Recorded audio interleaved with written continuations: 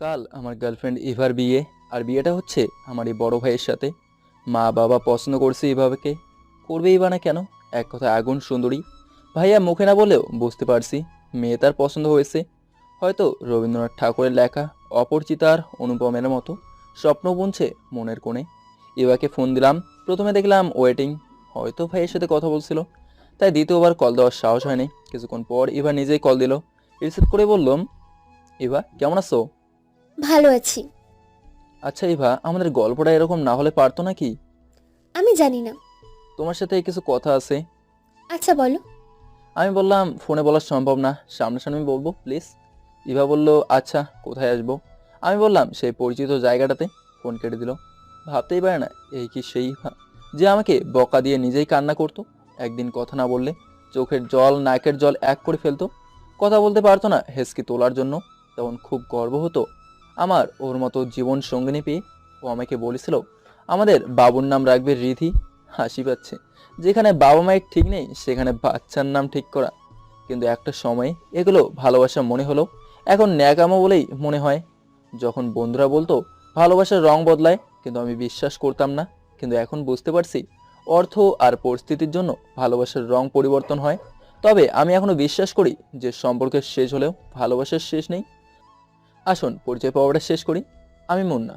যদিও সবাই জানেন আমি বাবা মায়ের দ্বিতীয় সন্তান। আমি ছোট, আর আমার বড় একটা ভাই আছে। তার সাথেই আমার গার্লফ্রেন্ড এর বিয়ে।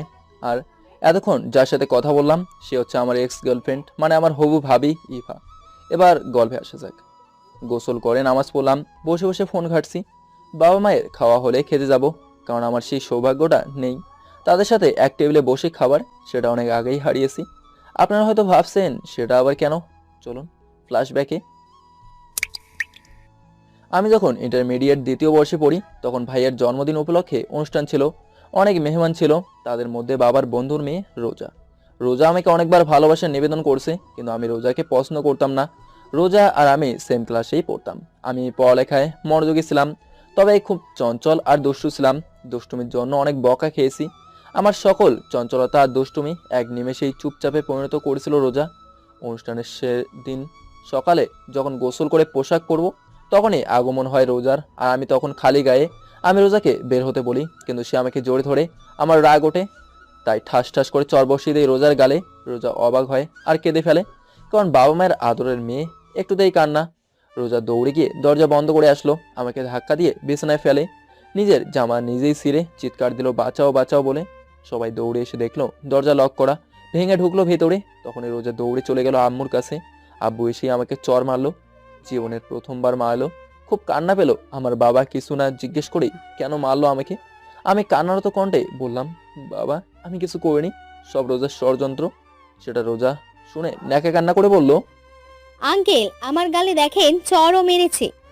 সত্যি রোজার ফর্সা গালটা লাল হয়ে আছে। আমি আটকে গেছি, কিছু বললেও কেউ বিশ্বাস করবে না। মেহমানে রুমটা ভরে গেল, যে যা পারছে আব্বুকে বলছে। আমি চিৎকার দিয়ে বললাম, যা বলার আমাকে বলুন, আমার বাবাকে বলবেন না। এ কথা বলার সাথে সাথে বাবা এসে আমাকে মারতে লাগলেন। লাথি চর যা পারছি দিছে। আমি শুয়ে পড়ছি। মা বলে চিৎকার দিলাম। দেখলাম মা কান্না করছে, কিন্তু তার চোখে আমার জন্য মায়া নেই। কাজের লোক রহিম কাকাকে যখন বাবা লাঠি আনতে বললেন, তিনি কিছু বলতে গেলে বাবা গর্জনে বিড়ালের মতো চলে যায়। লাঠি দেখে চিৎকার দিলাম, আম্মু বাঁচাও আমাকে, আমি কিছু করিনি, থামো বাবাকে। বাবার প্রতিটা বাড়িতে আমি চিৎকার করছিলাম। রক্ত বের হয়ে গেছে, সিলে গেছে অনেক জায়গা। হঠাৎ দেখলাম রোজার আব্বু আমার আব্বুকে থামালেন আর বললেন, মেরে ফেলবি নাকি? মেরে কি প্রমাণ করতে চাও?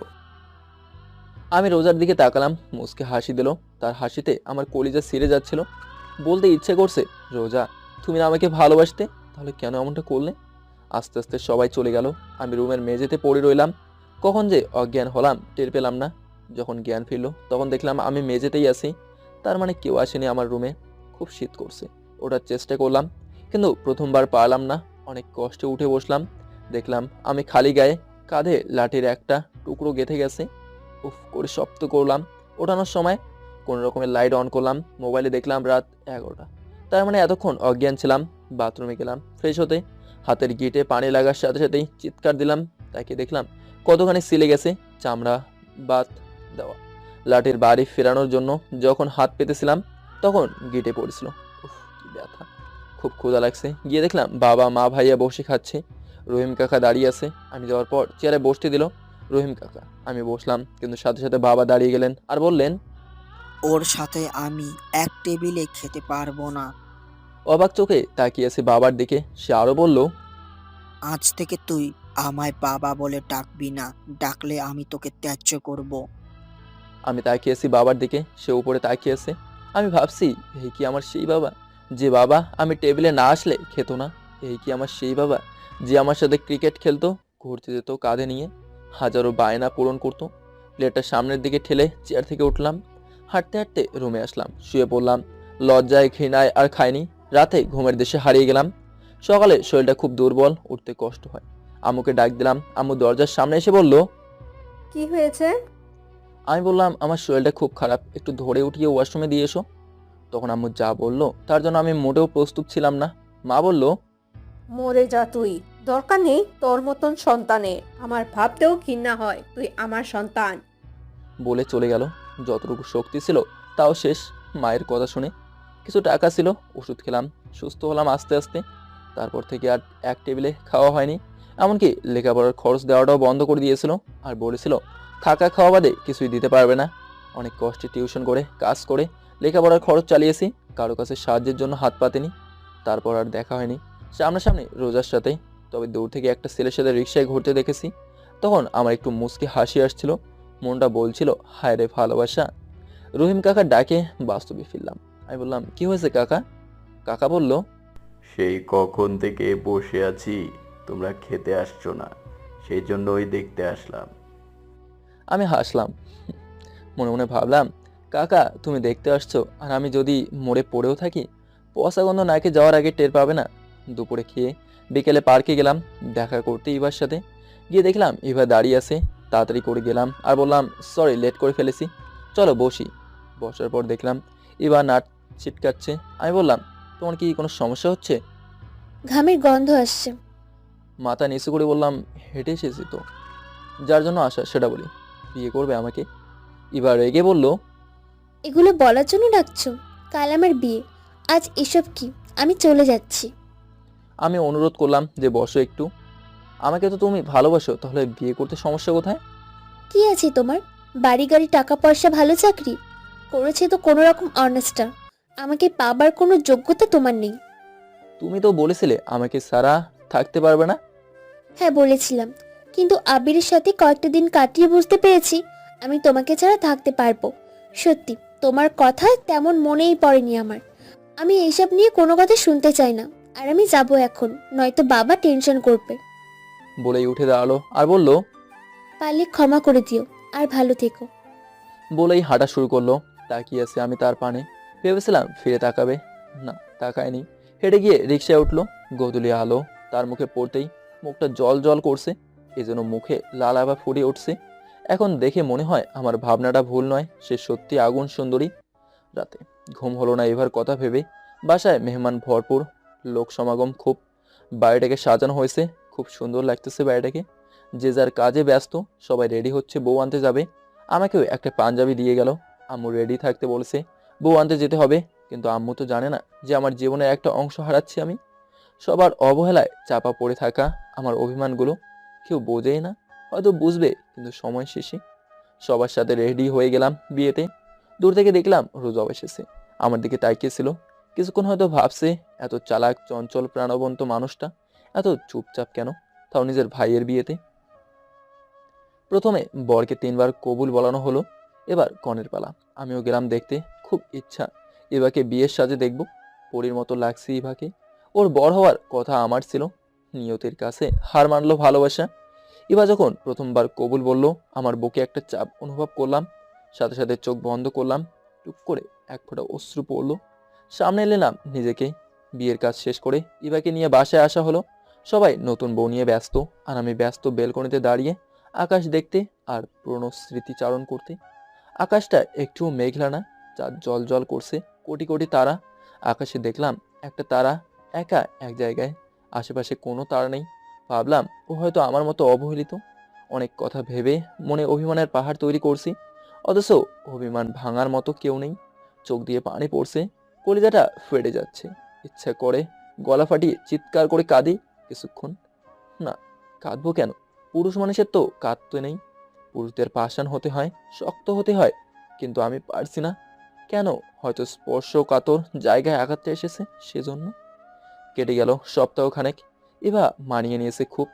বলতে হবে মেয়েটা খুব মিশুক।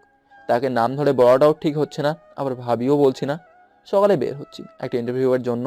এবার ভাইয়া বলে ডাক দিল খেতে। অস্বস্তিকর পরিস্থিতিতে পড়ে গেলাম। হঠাৎ বাবা বলল, হয়তো তারা আছে, যেতে দাও। না, চাকরিটা হলো না, কিন্তু কতদিন বসে বসে অন্যের ঘরের ওপর বসে খাবো? সাথে যাব সিগারেট খেতে। দরজা খুলতে দেখলাম দোলনায় বসে আছে ভাইয়া ইভা। আমি চলে যেতে চাইলে ভাইয়া বলে থেকে যেতে। আমার দরকার ছিল সিগারেট খাওয়ার, তাই থাকলাম। খুব হিংসা হয় ভাইয়াকে ওর মতো ভাগ্য নিয়ে কেন জন্মালাম না। সিগারেট খাওয়া শেষ করে চলে আসলাম।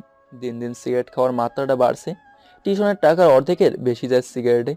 প্রায় দেখতাম ইভা আর ভাইয়াকে সাদে আর বেলকনিতে দেখি আর জ্বলি। যে ইভাকে কোনো ছেলের সাথে কথা বলতে সহ্য করতে পারতাম না, সে আজ অন্যের বুকে ঘুমায়। কেটে গেল 3 মাস। মেহমান আসছে বাসায়। ইভার আব্বু আম্মু দুপুরে খেয়ে চলে যাবে। সবাই একসাথে কত আনন্দে খাচ্ছে, আমি দূর থেকে দেখছি। কিছুক্ষণ পর রহিম কাকা ডাক দিল খেতে। আমিও গেলাম খেতে। অনেকদিন হলো তেমন ভালো কিছু খাওয়া হয়নি। খেতে বসলাম। কাকা দিল ইলিশের লেস আর ডাল। কাকাকে বললাম, কাকা আজ তো মাংস রান্না করছে, আমাকে দিবা না? চাচা এমন একটা উত্তর দিবে কখনো আশা করিনি। অনেকদিন হলো খাওয়া হয় না। কাকাকে দেখলাম ছলছল চোখে বলল, নাই বাজান, শেষ হয়ে গেছে। কিছু শব্দে পেছনে তাকাতে দেখি ইভা দাঁড়িয়ে আছে। আল্লাহকে বললাম, আল্লাহ আর কত লজ্জা দেবে? তোমার পছন্দের কি আমি একাই যে এত কষ্ট দাও? ইভা আমার দিকে তাকিয়ে পানি নিয়ে চলে গেল। আমি আর মাছটা খেতে পারলাম না কাটার জন্য। ডাল দিয়ে খেয়ে চলে আসলাম। কিছুদিন পরের কথা, একটা চাকরি হলো আমার। খুব বেশি বেতন না হলেও চলবে আমার। এমন একটা অবস্থা যে সিগারেট না খেলে ঘুম আসে না। অফিস থেকে বাসায় এসে ফ্রেশ হয়ে যখন পানি খেতে সামনের রুমে গেলাম, শুনতে পেলাম ভাইয়া ভাবিকে আমার থেকে সাবধান করছে। আমার চরিত্র ভালো না, আরও রোজাকে নিয়ে সব কাহিনী বলছে। আর থাকতে পারিনি, চলে আসলাম রুমের মধ্যে। সিগারেট ধরলাম। কি থেকে কি হলো জীবনটা? রোজা নামক কাল নাগিনীর জন্য ধ্বংস হলো আমার জীবনটা। ভাইয়ার প্রত্যেকটা কথা আমার কলিজায় আঘাত করছে। ইচ্ছে করছিল মাটির মধ্যে ঢুকে যাই। আমার জীবনটাই বা এমন কেন? সবাই তো কত সুখে আছে, মজা মাস্তি করে কাটায়, আমি পারি না কেন? চুপচাপ থাকতে থাকতে অভ্যাস হয়ে গেছে। বাসায় তেমন থাকা পড়ে না। নিজেকে ব্যস্ত রাখার চেষ্টা করছি। সব ভুলে যাব, নতুন করে শুরু করব। অফিসে বসে কাজ করছিলাম, মাথাটা খুব ব্যথা করছে আর বুকেও। হঠাৎ চোখে অন্ধকার দেখে অজ্ঞান হয়ে গেলাম। আর কিছু মনে নেই। যখন জ্ঞান ফিরল তখন হাসপাতালে আবিষ্কার করলাম নিজেকে। ডাক্তার বলল কিছু টেস্ট করা লাগবে।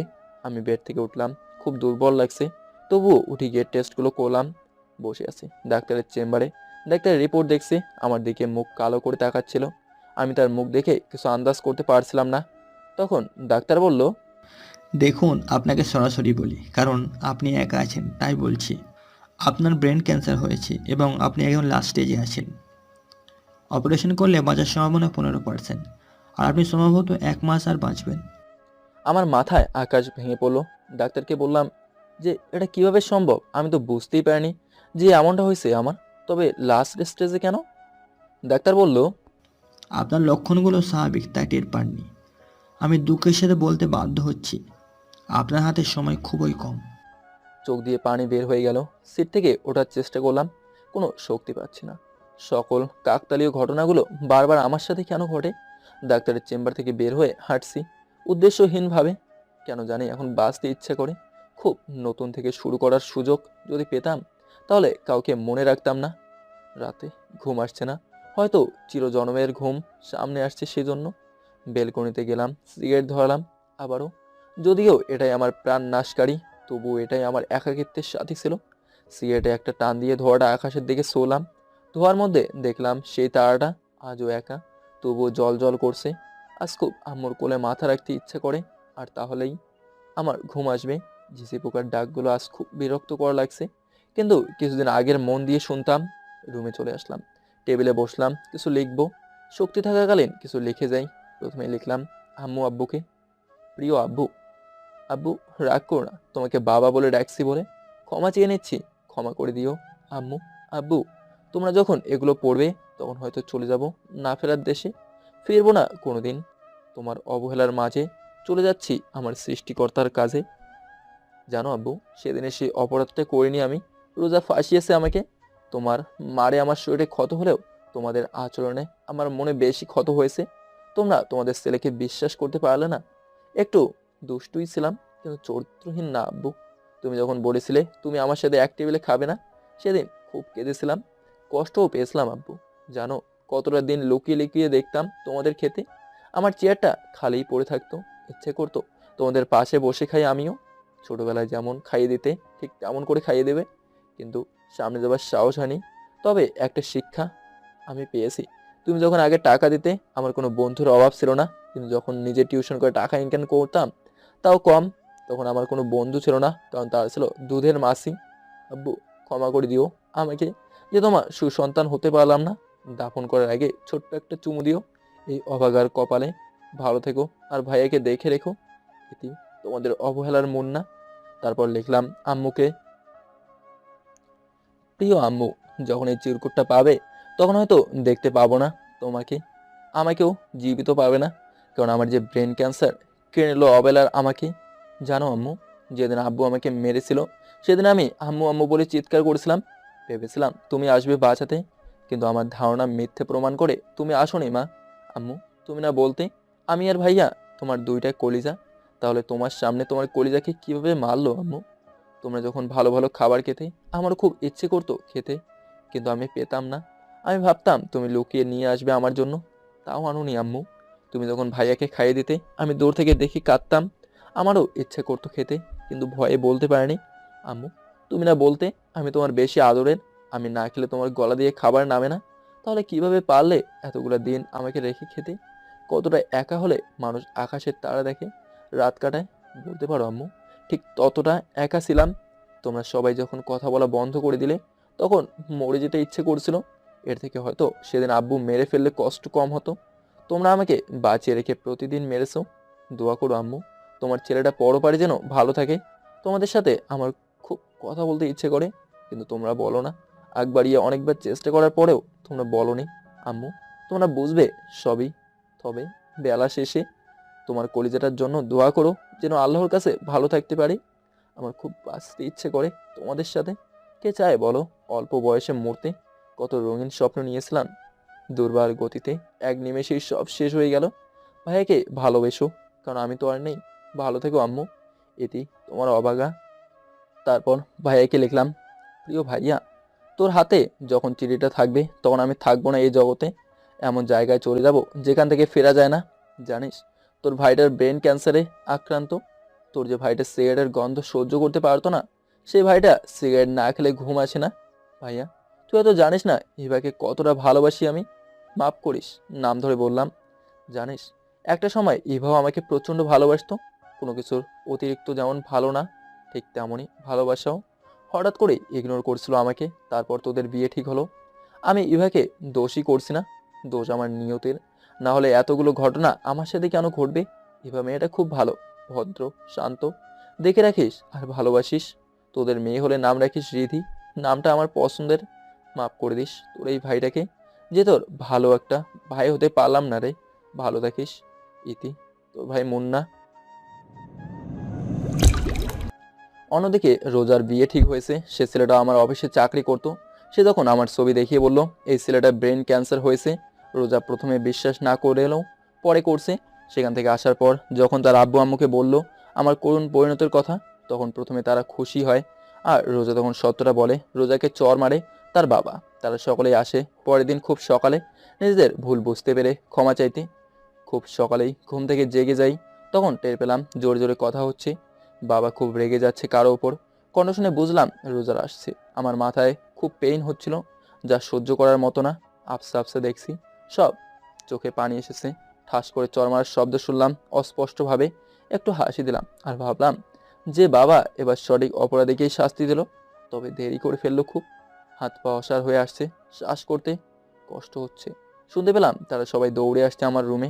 দরজা খোলার শব্দে তাকালাম, কোনো রকমে দেখলাম আমার আম্মু আব্বু দাঁড়িয়ে আছে, চোখে জল। দৌড়ে আসলো আমার মাথার কাছে, এসে চিৎকার করে ডাকলো আমাকে। শুনছি, তবে বলতে পারছি না কথা। কথা আসছে না ভেতর থেকে। চেষ্টা করছি কিন্তু পারছি না। বুকটা ফেটে কান্না বেরিয়ে আসছে। তারা মাপ চেয়েছে কিন্তু বলতে পারছি না আমি যে তোমাদের ক্ষমা করে দিয়েছি।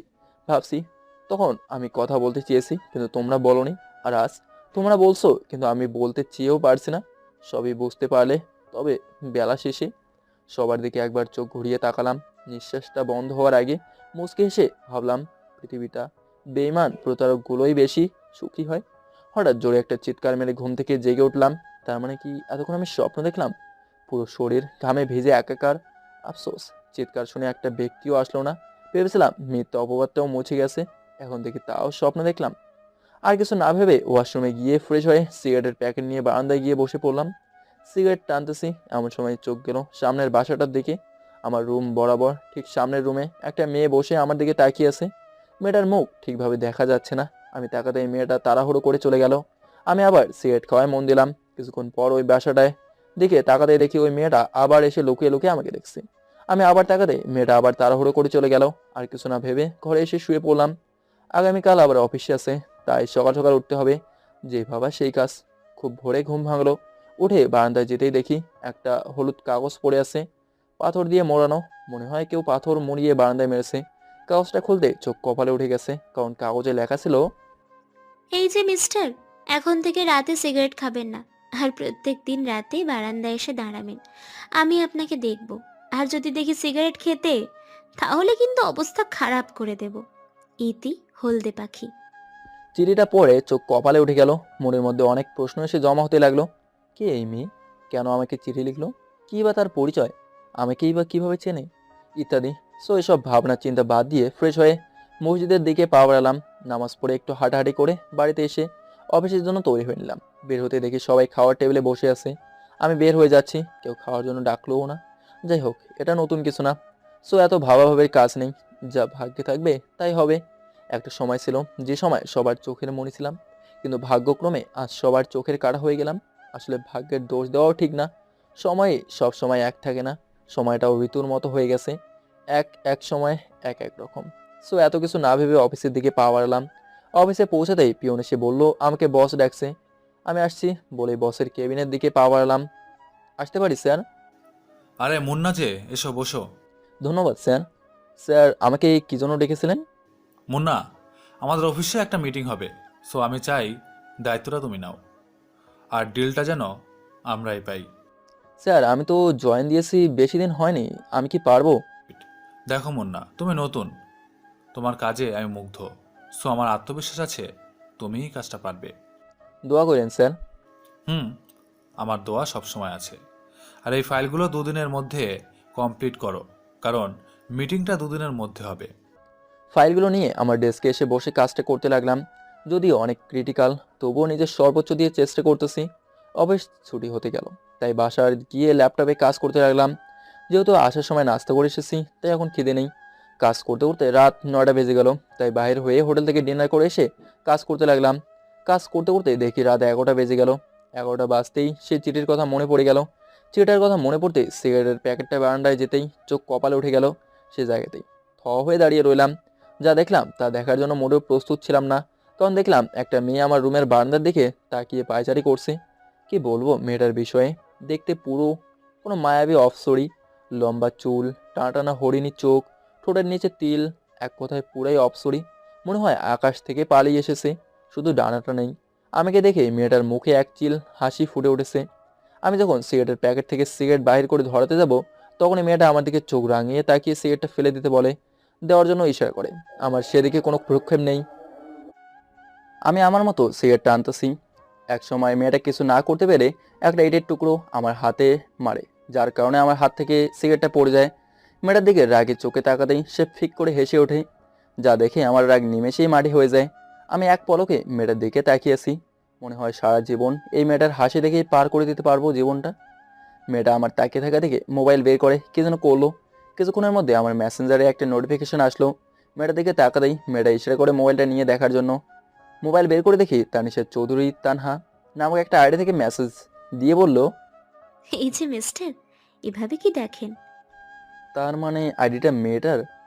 তাই আমিও লিখলাম, আমি তো কিছু দেখছি না। সাথে সাথে মেয়েটা রিপ্লাই দিল।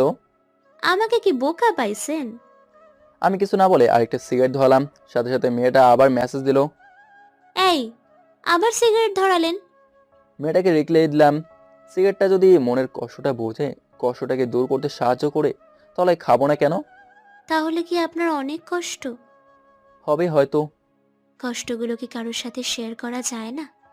শেয়ার করার মতো কেউ থাকলে তো করতাম। কেন? পরিবারের কারোর সাথে তো শেয়ার করতেই পারেন। পরিবার থেকেও না থাকার মতো। কেন? সব কথা তো আর সবাইকে বলা যায় না। আচ্ছা, আল্লাহ হাফেজ, কাল আবার অফিস আছে। হুম। ঘরে এসে আবার কাজ করতে লাগলাম। কাজ করতে করতে রাত 2টো বেজে গেল। তাই কাজ বন্ধ করে ফ্রেশ হয়ে ঘুমিয়ে পড়লাম। ঘুমানোর আগে অ্যালার্ম দিয়ে দিলাম। ভোরে অ্যালার্মের শব্দে ঘুম ভাঙলো। তাই উঠে ফ্রেশ হয়ে নামাজ পড়ে একটু হাঁটাহাঁটি করে ঘরে এসে তৈরি হয়ে অফিসের দিকে পা বাড়ালাম। অফিসে গিয়ে নাস্তা করে নিলাম। তারপর নিজের ডেস্কে গিয়ে কাজ করতে লাগলাম। এমন সময় পিয়ন এসে বলল বস ডাকতেছে। তাই বসের রুমের দিকে পা বাড়ালাম। আসতে পারি স্যার? আরে মুন্না, আসো। বসের রুমে ঢুকে দেখি একটা মেয়ে বসে আছে, উল্টো দিকে মুখ করে। তাই মেয়েটাকে দেখতে পারে নাই। তোমার জন্য একটা পিএ নিয়োগ দিলাম। ও হচ্ছে তোমার পিএ তানহা। মেয়েটা আমার দিকে তাকাতে 440 ভোল্টের শক খেলাম। কারণ মেয়েটা আর কেউ না, মেয়েটা হচ্ছে গতকাল রাতে যে মেয়েটার সাথে কথা বললাম সেই মেয়েটি।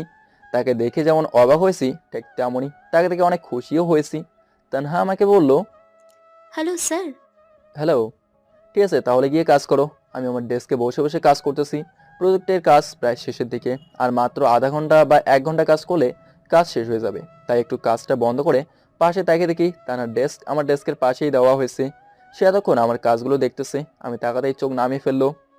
কি দেখেন? তোমার কাজগুলো দেখি। আমি আপনার সিনিয়র, সো আপনি করে বলবেন আর স্যার বলবেন। Okay sir. হুম। আচ্ছা স্যার, আসুন না একটু গল্প করি। এটা অফিস, গল্প করার জায়গা না। সো নিজের কাজে মন দেন। আচ্ছা স্যার, আপনি কি সিঙ্গেল? ও আল্লাহ, এই মেয়েটা তো দেখি বকে বকে আমার মাথা খারাপ করে দেবে। হ্যাঁ, কেন বলুন তো? তাহলে আমার রাস্তা ক্লিয়ার। কিছু কি বললেন? না স্যার। কাজে মন দিন।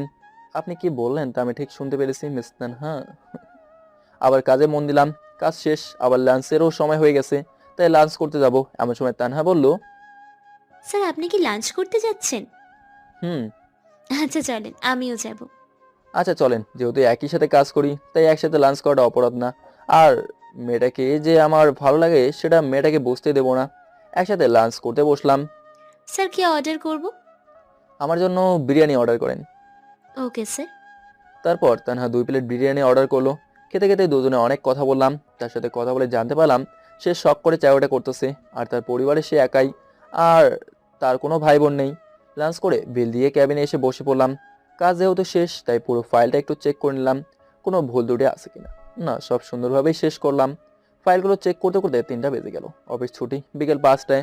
যেহেতু কাজ নাই তাই 2 ঘন্টা বসে থাকতে হবে। বসে না থেকে তানার সাথে গল্প করা যায়। অল্প সময়ের পরিচয়ে মেয়েটার সাথে বন্ধুর মতো একটা সম্পর্ক হয়ে গেল। মেয়েটার মন খুব ভালো। না হলে এই অল্প সময়ের পরিচয়ে কেউ কারোর সাথে বন্ধুত্ব সুলভ আচরণ করতে পারে না। তানার সাথে আড্ডা দিতে দিতে অফিস ছুটি হয়ে গেল। তাই অফিস থেকে বের হয়ে বাড়ির দিকে পা বাড়াবো এমন সময় তানহা বলল, এই যে মিস্টার, আমাকে একা ফেলে চলে যাচ্ছেন? তো আপনি যাবেন আপনার বাসায়, আমি যাব আমার বাসায়। এতে একা ফেলে যাওয়ার কি আছে? এই যে, আপনি মনে হয় ভুলে গেছেন আপনার সামনের ফ্ল্যাটটায় আমিও থাকি। ও শিট, সরি, ভুলে গেছি। চলেন। আপনি যান, আমি আমার মতো করে চলে যাব। কেন? আমার সাথে গেলে কি আপনার কোনো সমস্যা হবে? লোকে খারাপ ভাববে।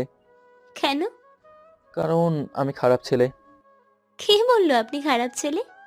এলাকায় আপনি নতুন তাই কিছু জানেন না। আমার সম্পর্কে খোঁজ নিতেন, তাহলে জানতে পারতেন আমি কেমন। এই বলে আমি হাঁটা দিলাম। বাড়িতে এসে গোসল করে অফিসের ফাইলগুলো আবার হাতে নিলাম। কয়েকবার চেক করে নিলাম, না কোনো জায়গায় ভুল নেই। তাই স্বস্তির নিঃশ্বাস ফেলে নিলাম। এই দুদিনে শরীরের উপর অনেক ধকল গেছে, তাই আর কিছু ভেবে ঘুমিয়ে পড়লাম। রাত 10টায় ঘুম ভেঙে গেল। ফ্রেশ হয়ে বাইরে হয়ে ডিনার করে এসে বারান্দায় বসে বসে হুমায়ুন আহমেদের দেয়াল বইটা পড়তেছি। এমন সময় তানহা কল করলো। অনিচ্ছা সত্ত্বেও কল রিসিভ করলাম। বলুন। আপনি বইও পড়েন? সময় পেলে মাঝে মাঝে পড়ি। ও, তা ডিনার করেছেন? একটু আগে করলাম। আপনি? করলাম। আচ্ছা, পরে কথা হবে, বাই। তানাকে আর কিছু বলার সুযোগ না দিয়ে কলটা কেটে দিলাম। কেন জানি কথা বলতে ভালো লাগতেছে না। বইটা পড়তে অনেক ভালো লাগতেছে। অনেক সুন্দর একটা বই। বইটা পড়তে পড়তে রাত 12টা বেজে গেল। তাই বইটা রেখে একটা সিগারেট ধরাবো এমন সময় তানহার কথাটা মনে পড়লো। তাই সিগারেটটা ফেলে দিলাম। সিগারেটটা ফেলে দেওয়ার পরেই তানহা কল করে বলল, ধন্যবাদ আমার কথাটা রাখার জন্য। তারপর অনেকক্ষণ কথা বলে ঘুমিয়ে পড়লাম।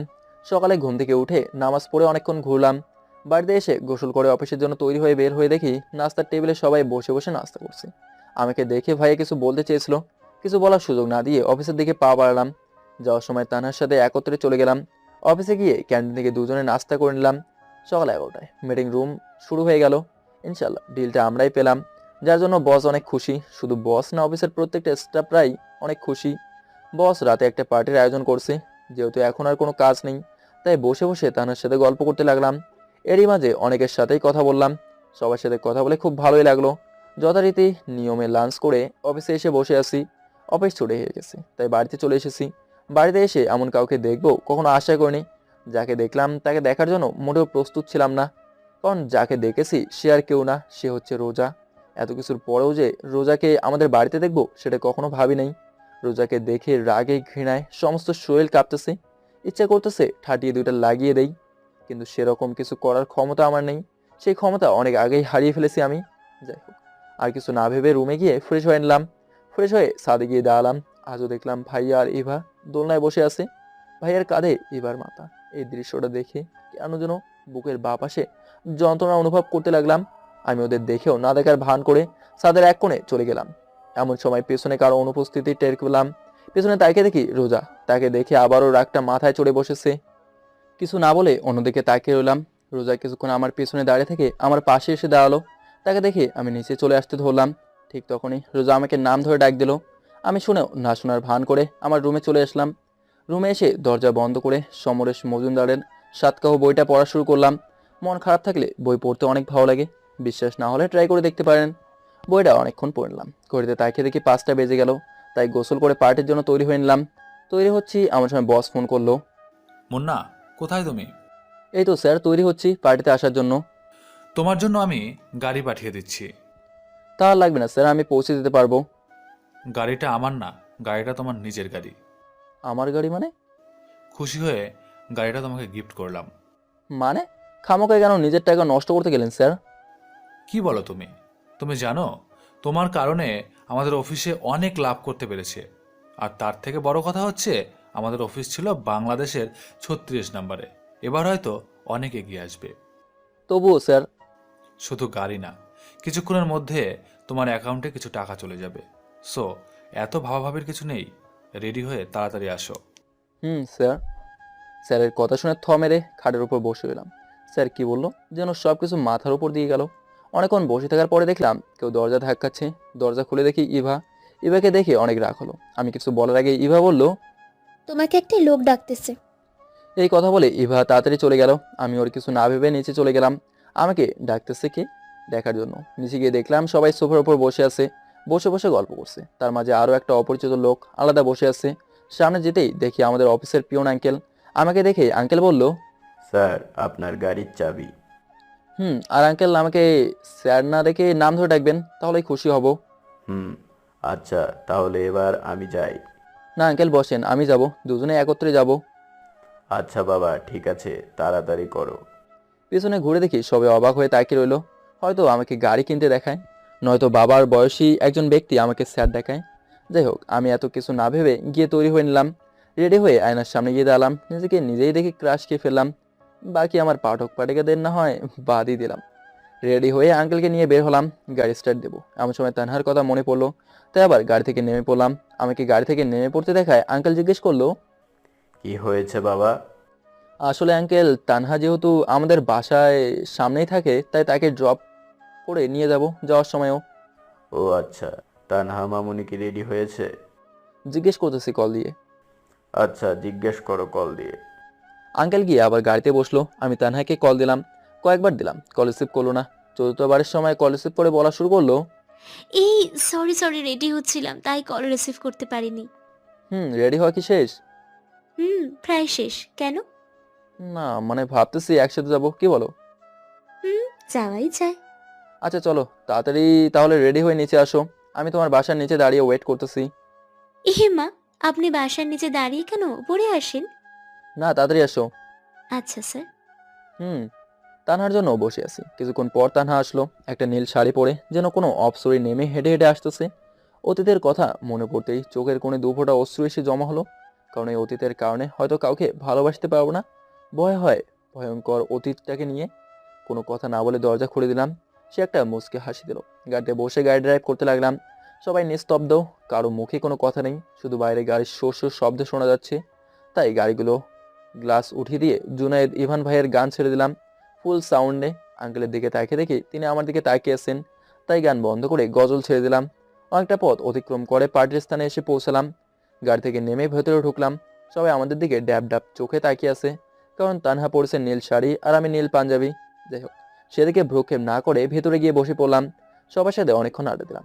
মনটা এখন একদম ফ্রেশ হয়ে গেল। পার্টিতে স্যার অনেক কথাই বলেছে। এই প্রজেক্টের পুরো দায়িত্ব নাকি আমার উপর ছিল। সেটা শুনে নিজেই নিজের কানকে বিশ্বাস করতে পারলাম না, কারণ এত বড় একটা প্রজেক্টের কাজ নিজে করতে পারবো কখনো ভাবতে পারি নাই। 5-6 কোটি টাকার প্রজেক্ট তো হবেই। যাই হোক, এত কিছু ভাবলে আর চলবে না। পার্টি শেষ করে আসতে হলাম, তানাকে নিয়ে পার্টি থেকে বের হলাম। অনেকটা সময় তো পার্টিতে ছিলাম, প্রায় 8টা বেজে গেল। আসার সময় স্যারের কাছ থেকে 3 দিনের ছুটি নিলাম।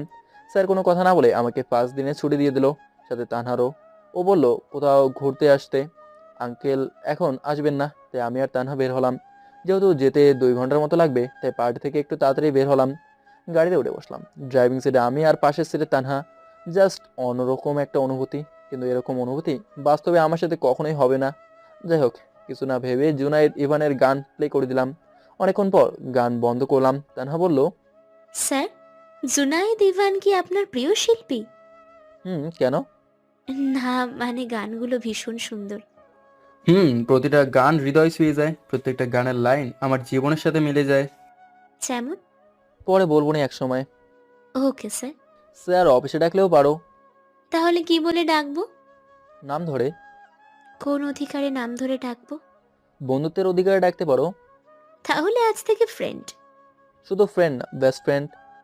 ওকে। তারপর গল্প করতে করতে চলে আসলাম। কতক্ষণ পর এসে পৌঁছলাম। তানাকে তার ফ্ল্যাটে ছেড়ে দিয়ে আমি গাড়ি নিয়ে বাড়ির ভেতরে ঢুকে পড়লাম। গাড়ি এক সাইডে পার্কিং করে বাসার ভেতরে ঢুকে পড়লাম। গিয়ে দেখি সবাই বসে আছে। আমাকে দেখে ভাইয়া বলল, মুন্না চল সবাই মিলে আজকে একসাথে খাবো। ভাইয়ের সাথে দেখি সবাই রেসপন্স দিতে লাগলো একসাথে খাওয়ার জন্য। আমি কিছু না বলে রুমে এসে দরজা বন্ধ করে শুয়ে পড়লাম। কিছুক্ষণ পরে কে এসে যেন দরজায় নক করছে। ভালো লাগতেছে না, তাই 7 কোণ বইটা বাকি পৃষ্ঠাগুলো পড়া শুরু করলাম। আজকেও কয়েক পাতাই পড়লাম। 2 দিনে মিলে প্রায় 300 পৃষ্ঠার মতো পড়লাম। মোবাইলের দিকে তাকিয়ে দেখি রাত প্রায় 2টো। ভালো লাগতেছে না, তাই ছাদে চলে গেলাম। গিয়ে তারা দেখতে শুরু করলাম। পরিবারের অবহেলাগুলোর কথা মনে পড়তেই চোখ দুটো ভেজে গেল। অনেকক্ষণ ধরেই কান্না করলাম। নিজেকে বড্ড অসহায় মনে হতে লাগলো। আসলে কি মানুষ এত কষ্ট পায়, নাকি শুধু আমিই পাই কষ্টগুলো? কেউ কি বলতে পারবে কষ্টটা আসলে কতটা থাকলে মানুষ রাতের আকাশের দিকে তাকিয়ে কান্না করতে করতে কষ্টের কথা ভাবতে পারে? দোয়া করি আমার মতো এত কষ্ট যেন আল্লাহ কাউকে না দেয়। খুব কষ্ট হচ্ছে। কেন রোজা আমার সাথে এমন করলো? রোজার সাথে তো আমি কোনো অন্যায় করিনি। আচ্ছা, রোজা কি আমাকে সত্যিই ভালোবাসতো, নাকি সব নাটক করতো? ভালোবাসার মানুষকে কি কেউ কষ্ট দিতে পারে? কই, ইভাকে তো আমি কখনো কষ্ট দিতাম না। আপ্রাণ চেষ্টা করতাম ইভাকে ভালো থাকার জন্য। আফসোস, ইভা ঠিকই ভালো আছে, তবে আমি ভালো নেই। দোয়া করতাম যেন ইভা সুখে থাকে। ঠিকই ইভা সুখে আছে, তবে আমি সুখে নেই। জানতাম ভাইয়ের সাথে ইভা ভালো থাকবে। যাক, ইভা খুব ভালোই আছে। সবার উপর সাগর পরিমাণ অভিমান জমা হয়ে আছে। হয়তো কোনো এক সময় পাহাড় সমান হয়ে যাবে, বা সমুদ্র সমান হয়ে যাবে। আগের দিনগুলো খুবই ভালোই কাটতো, যখন 2 ভাই মিলে ব্যাটাকে মাথায় করে রাখতাম। মা বলতো, তোরা দুজনে আমার কলিজার টুকরা, তোদের ছাড়া কখনো ভালো থাকবো না। কিন্তু আজ কিভাবে মা আমাকে সারাই ভালোবাসে। বাবা বলতো তোদের ভাইয়ের মধ্যে তুই সবচেয়ে ভালো, কিন্তু আজ আমি বাবার চোখে অনেক খারাপ। ভাই বলতো, তোকে কখনো কষ্ট পেতে দিব না, কারণ তুই যখন কষ্ট পাস তখন আমিও কষ্ট পাই। তাহলে কি এখন আর আমার জন্য কষ্ট পায় না ভাইয়া? কি জানি, সে হয়তো জানে না তার ভাইটা অনেক কষ্টে আছে। আর ইভা, সে বলতো আমাকে ছাড়া নাকি সে বাঁচবে না। আফসোস, আজ সে ঠিকই বেঁচে আছে, আর আমি বেঁচে থেকেও না থাকার মতো। খুব কষ্টে আছি, না পারছি কাউকে বলতে, না পারছি সইতে। মানুষ কি কষ্ট পেলে সেই কষ্ট কাউকে বলতে পারে না। সে মনে করে যেন মেসেজ অপশনে ঢুকলাম। মেসেজ অপশনে গিয়ে আমার মাথায় টনক নড়ে গেল। প্রথমে ভাবলাম ভুল দেখলাম, চোখ মুছে আবার দেখলাম না, সে একই মেসেজ। মেসেজটা দেখে তাড়াতাড়ি দোলনায় গিয়ে বসে পড়লাম আর থমেরে সেই একই জায়গায় বসে রইলাম। কারণ মেসেজটা হচ্ছে ব্যাংকের। কে যেন আমার ব্যাংক অ্যাকাউন্টে 50 লক্ষ টাকা পাঠিয়েছে। এত টাকা দিয়ে সারা জীবন আরাম আয়েসেই আমার কেটে যাবে। হোয়াটসঅ্যাপে গিয়ে দেখি টাকাগুলো বস পাঠিয়েছে আর বলেছে, টেনশন নিও না, এটা সামান্য, আরও পাবে। আর আমি শুধু অবাকের উপর অবাক হচ্ছি। সব কিছু যেন স্বপ্ন। যদিও বসের কাছেই টাকা সামান্য, কারণ বসের আরও 4-5টার মতো অফিস আছে। আর কিছু না ভেবে এসে শুয়ে পড়লাম। পরদিন সকালে যেন কে দরজায় নক করতেছে। একে তো প্রায় অর্ধেক রাত ঘুমিয়েছি, দ্বিতীয়ত মন মেজাজ ভালো নেই। মোবাইলের দিকে তাকিয়ে দেখি সকাল 7টা বাজে। একরাশ বিরক্তি আর রাগ নিয়ে দরজা খুলে দেখি রোজা। রোজাকে দেখে রাগ আরও বেশি হতে লাগলো।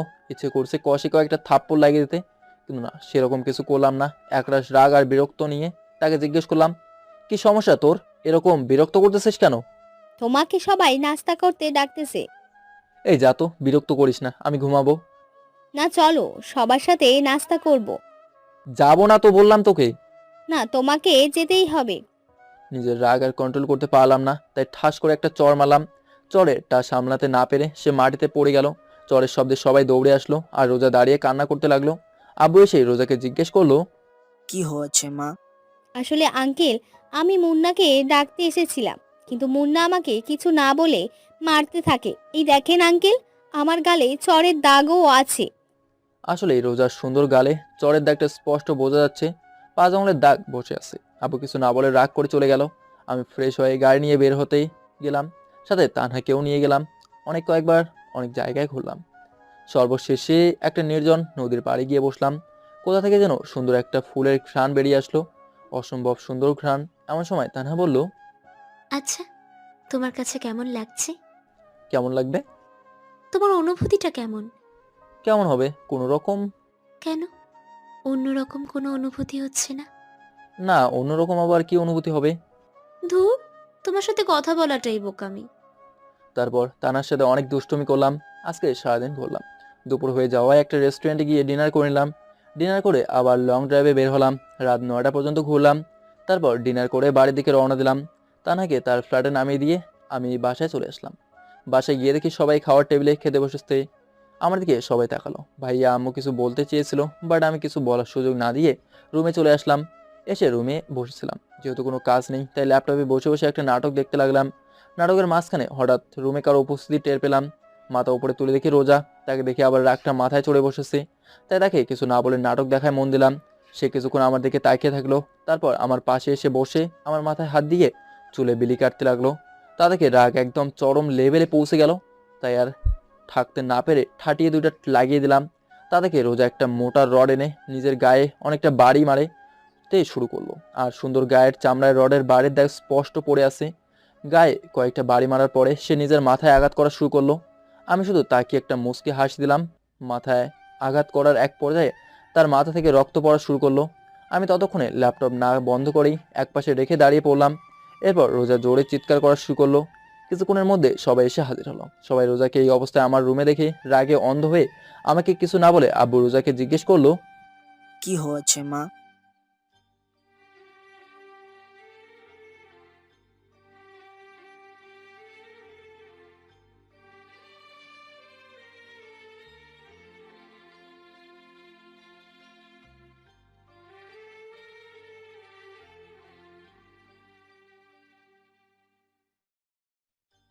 আব্বু কিছু না বলে রাগের চোখে আমার দিকে তাকালো।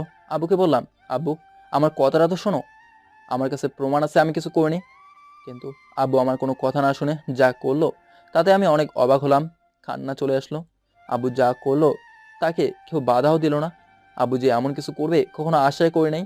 কারণ আব্বু সেই মোটা রডটা নিয়ে আমাকে ইচ্ছা মতো মারতেছে, আর কেউ আব্বুকেও বাধাও দিচ্ছে না। বরং আরও সবাই আব্বুকে শাসাচ্ছে যেন আমাকে আরও জোরে জোরে মারতে থাকে। তা দেখে আর চোখের পানি আটকে রাখতে পারলাম না। আমি কি আসলেই পরিবারের এত বড় বোঝা হয়ে গেলাম যে কেউ আমার কথা শুনছেও না?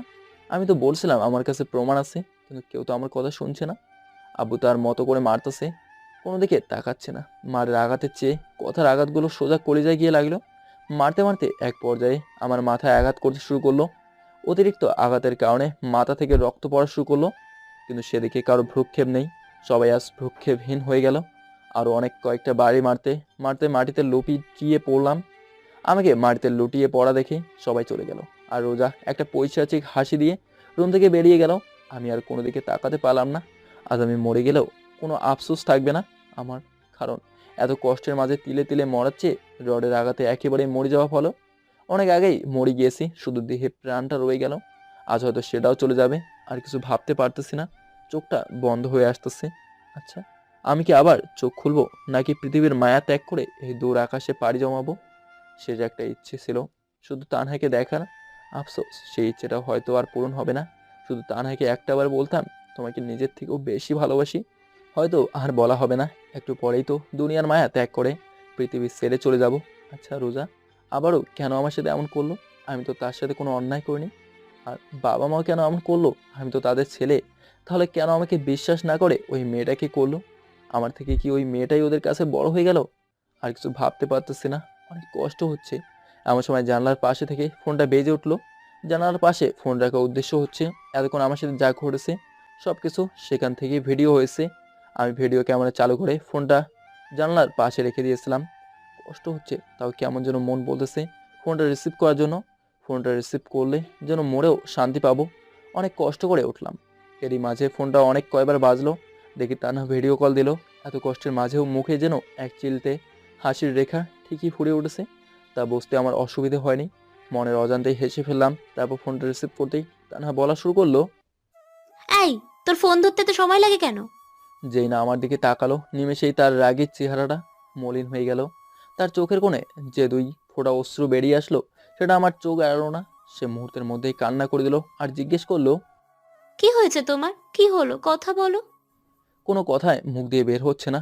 খুব বলতে ইচ্ছে করলো ভালোবাসি তোমাকে, কিন্তু আফসোস খারাপ সময়ে আমার নিজের মুখটাও আমার সাথে বেইমানি করা শুরু করলো। আর কিছু বলতে পারলাম না, তার আগেই চোখ দুটো বন্ধ হয়ে আসলো। শেষমেশ একবার তাহাকে দেখতে পেলাম, এবার মরেও শান্তি পাবো। চোখ দুটো অবশেষে বন্ধ হয়ে গেল। আর কিছু মনে নেই, হয়তো আর দুনিয়ার মায়া দেখতে পারবো না। পাড়ি জমাবো ওই দূর আকাশে। যখন জ্ঞান ফিরলো, নিজেকে আবিষ্কার করলাম হাসপাতালের বেডে। কে যেন আমার বুকে মাথা দিয়ে শুয়ে আছে। তাকে বুঝতে পারলাম তানহা। অনেক শান্তি লাগতেছে নিজের কাছে। ইস, সময়টা যদি এখানেই থেমে যেত। আমি হালকা নড়ে উঠলাম। নড়ার সাথে সাথেই তানহা জেগে গেল। দূর, কেন যে নড়তে গেলাম। তানহা উঠে আমার দিকে ড্যাব ড্যাব চোখে তাকিয়ে আছে। কি হলো, কি দেখছো? আচ্ছা, ওই দিন তোমার সাথে কি হয়েছিল? ওই দিন মানে? তুমি জানো, তুমি আজকে 13 দিন যাবৎ অজ্ঞান হয়ে হাসপাতালের বেডে শুয়ে আছো। জানো আমার কত কষ্ট হয়েছে? কেন কষ্ট হয়েছে? বারে, তা তুমি বুঝবে না। তাই? হুম। আচ্ছা, ওই দিন তোমার ওই অবস্থা কি করে হলো? তাহলে শোনো। তারপর ওকে সব ঘটনা খুলে বললাম, শুরু থেকে শেষ পর্যন্ত। এসব শোনার পর তানহার দিকে তাকিয়ে দেখি সে এক নাগাড়ে কান্না করতেছে। চোখের জল নাকের জল এক করে ফেলছে। তা দেখে তার প্রতি শ্রদ্ধা এবং ভালোবাসাটা আরও দ্বিগুণ বেড়ে গেছে। তাকে অনেকক্ষণ ধরে সান্ত্বনা দিয়ে তার কান্না থামালাম। তারপর আরও 1 সপ্তাহ হাসপাতাল থেকে নিজের বাড়ি ফিরে গেলাম। অফিসের বসের সাথে কথা হয়েছে, কয়েকদিন পর আবার অফিসে জয়েন দেব। এখন আবার আগের মতো হয়ে গেছি, বাড়িতে বেশি থাকি না। থাকলেও অন্ধকার রুমের ভেতর নিজেকে বন্দি করে রাখি। আর সবচেয়ে খারাপ বিষয় হচ্ছে রোজারা আমাদের বাড়িতে এখনও আছে। আবু তাদের যেতে দেয় না। কেন দেয় না সেটা বুঝি না। আগের তুলনায় সিগারেট খাওয়া আরও বাড়িয়ে দিলাম। নিকোটিনের বিষাক্ত ধোঁয়া আপন করে নিলাম। এখন আপন বলতে 2টা জিনিসই আছে, একটা নিকোটিনের ধোঁয়া, আরেকটা হচ্ছে তানহা, যার জন্য পুরো দুনিয়াটা দিয়ে দিতে পারবো। মেয়েটা আসলে অনেক ভালো, মনের কষ্টটা বুঝতে পারে। আমার কষ্টটা সেও কষ্ট পায়, আবার আমার খুশিতে সেও খুশি। আমি আমার লাইফে তো এমন একটা লাইফ পার্টনারই চেয়েছিলাম, আল্লাহর রহমতে পেয়েও গেলাম। দেখতে দেখতে প্রায় 1 বছর চলে গেল। রোজার আমাদের বাড়ি থেকে চলে গেছে। আজ প্রায় 8 মাস হয়ে গেল। এখন আমার সবই আছে, নেই শুধু পরিবার। পরিবারের ভালোবাসা, মা বাবা ভাই থেকেও না থাকার মতো। ওদেরকে আমি অনেক অনেক মিস করি। এই 1 বছরে আমাদের অফিস বাংলাদেশের টপ 10টির মধ্যে 8 নম্বরে রয়েছে। এখন আমার টাকা পয়সার কোনো অভাব নেই। 2টা গাড়ি আর 7টা ফ্ল্যাট আছে নিজের। এগুলো ভাড়া দিয়ে দিলাম, কোনো কিছুর কমতি নেই। শুধু কমতি মা বাবা ভাইয়ের, সবই আছে। শুধু সুখ নামক শব্দটা আমার জীবনে নেই। এখন আর আগের মতো কাউকে নিয়ে ভাবি না, আগের মতো কষ্ট পাই না। ভাগ্যে যা আছে তা মেনে নিতে হবে, ভাগ্যের বাইরে আর কিছু হবে না। এখন আমার মাঝে অনেক পরিবর্তন এসেছে। আগের মতো আর সিগারেট খাই না। আগের মতো বললে ভুল হবে, লাস্ট কবে সিগারেট খেয়েছি তা আমার নিজেরও মনে নেই। তা না, এসব পছন্দ করে না। আজ অনেকদিন পর রোজারা বাড়িতে এসেছে, তখন আমি বাড়িতে ছিলাম না। রাতে যখন বাড়িতে ফিরলাম তখন রোজাকে খাওয়ার টেবিলে দেখে খুব একটা অবাক হলাম না। যখন সে আমাকে দেখে একটা পৈশাচিক হাসি দেয় তখন বুঝতে পারলাম আমার জীবনে আবার কালো অধ্যায় আসতে চলেছে। ভেবেছিলাম এবার একটু সুখে শান্তিতে থাকবো, কিন্তু সুখ নামক কোনো শব্দ আমার জীবনে নেই। আছে শুধু দুঃখ। আচ্ছা, আমার জীবনটাই কেন এমন? সেই 1.5 বছর শুধু দুঃখ পেয়েই আসছি। দুঃখ পেতে পেতে জীবনটা নষ্ট হয়ে গিয়েছে। এখন আর এগুলো নিয়ে ভাবি না, ভাগ্যে যা আছে তাই হবে। রুমের দিকে পা বাড়াবো এমন সময় আব্বু বলল, শোনো, আমরা রোজার সাথে তোমার বিয়ের ব্যবস্থা করতেছি, তুমি মানসিকভাবে প্রস্তুতি নাও। কিছু না বলে রুমে চলে আসলাম। রুমে এসে ভাবতে লাগলাম আমার জীবন এবার কোন দিকে মোড় নিতে লাগলো। বেশি না ভেবে ঘুমিয়ে পড়লাম। সকালে ঘুম থেকে উঠে ফ্রেশ হয়ে অফিসে চলে গেলাম। আজ অফিসে তানার সাথে বেশি কথা বললাম না। তানা অনেকবার জিজ্ঞেস করলো মন খারাপ কেন। আমি তাকে কি বলবো?